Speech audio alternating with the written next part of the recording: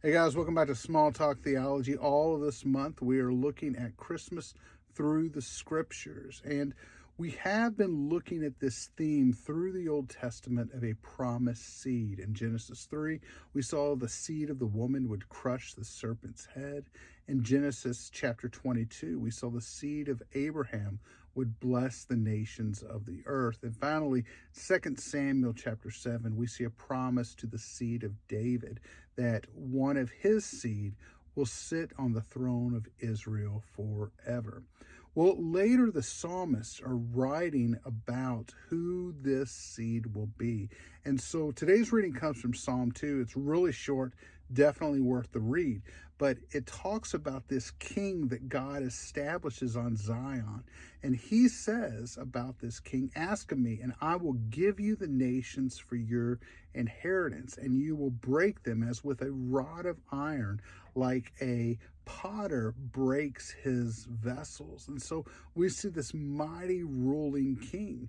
Well, also in this psalm, the king is called God's anointed. And the word here for anointed is where we get our word Messiah.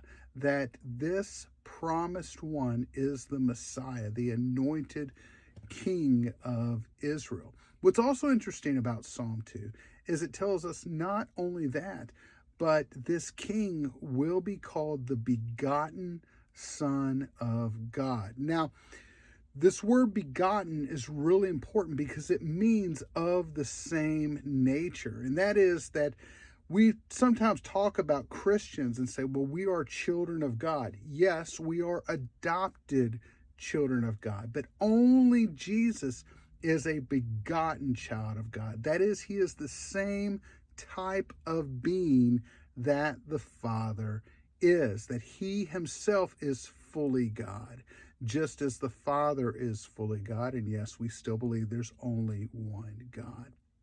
And so ultimately, we understand this through the virgin birth, how God became human. And so Jesus Christ is fully God, fully man, the Messiah who will reign over the nations forever.